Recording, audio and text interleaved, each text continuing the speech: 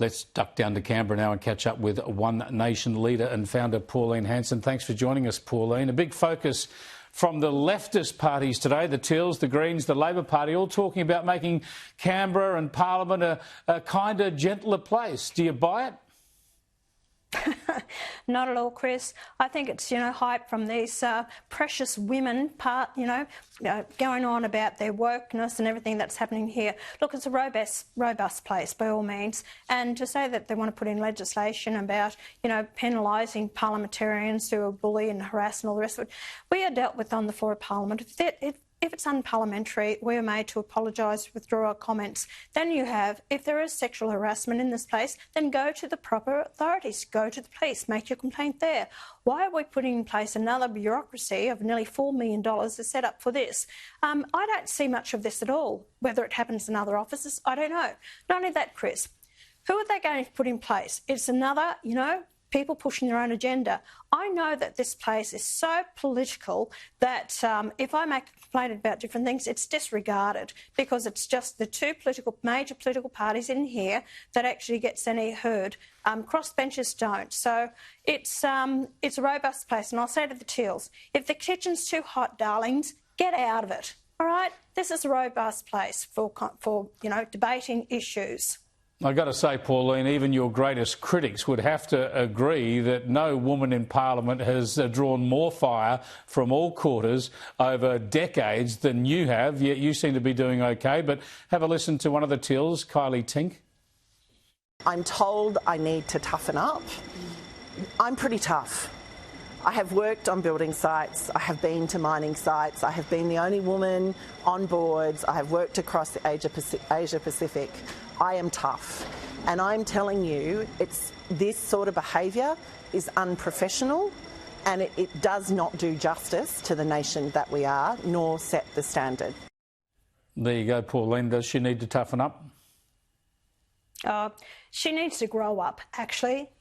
It's all about, OK, you've been on building sites. What does that say? It tells me absolutely nothing about it. It's about your own intestinal fortitude, knowing who you are. And the fact is, it's like sticks and stones will break my bones, but names will never hurt me. The whole fact is, you know who you are. And that's why they've never been able to win any arguments with me, because I know why I'm here. And I'm here to fight and have a voice in the place for people out there that don't have a voice. So if you're not up to it, then get out of this job. Go to your building sites, because it is tough at times, but I tell you what, grow a backbone. Yeah, the thing about it though, Pauline, is that it's just all so partisan. They do this. This is all part of their attack against the coalition. They've got to keep the coalition's women's problem alive because they've been going on about it under Tony Abbott, under Scott Morrison, and now they want to do the same under Peter Dutton. Exactly right. And they keep dragging out the same motto about, Julia Gillard and what was said at that time. And Tony Abbott was misogynistic and all the rest of it. People are fed up with this. And, Chris, if I really thought that it was a horrible place to work and the harassment and everything was beyond what we should have to deal with, then I would be the first to speak out about it. They're using their feminism, they're using the women's status when it suits them, and then pull the plug when it doesn't suit them. Well, you can't be woke one minute and claim to be a female the next. As I said to you, I've copped hell over the years, and they wouldn't even know where to begin with it if they had to wear what I've had to wear. But I'm still here, I'm still strong, and no one's taken anything away from me, and I haven't changed. I still am, conscious of other people's feelings and everything like that, but they won't shut me down from having an opinion, and I will still voice that opinion. Now let's get on to one of the issues of substance in Canberra today, and that is, of course, the visa issues out of Gaza.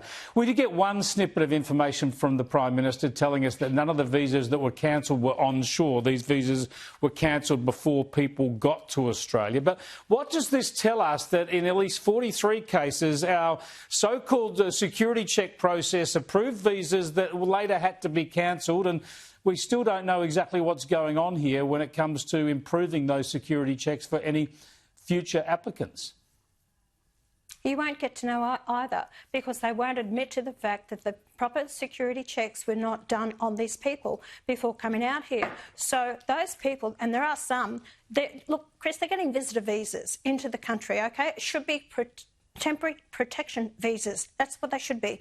Now that they've arrived in the country, some are already claiming refugee status. We're going to have a hell of a problem on our hands. We don't know who these people are, what their background, what their ideology, what their beliefs are, and especially a lot of them would support the Hamas, which is an organised terrorist or recognised terrorist organisation. I have grave concerns for this, and this has all become so political that it stinks to high heaven to me. We should not be taking these people in, and especially when there's no proper security checks done, and not everyone is checked by ASIO. They don't do the full security check on them. And you think Hamas is going to give us all the information of their backgrounds, whether they're criminals, whether they've been in prison, what their backgrounds are? No, they're not, because the authorities there, the country's in a hell of a bloody mess. So where are we going to get the true information of who these people are? Shut the borders, don't bring them in. Yeah, well, they're not coming in at the moment, but there are many people still have visas to come in, and I think I agree. Labor just need to tell us exactly. Well, they need to improve the security checks. There's no doubt about it. They need to do what the coalition did and process people properly in third countries before they come here when they're coming out of such a sensitive area. Thanks so much for joining us, Pauline. I appreciate it. We'll catch you next week.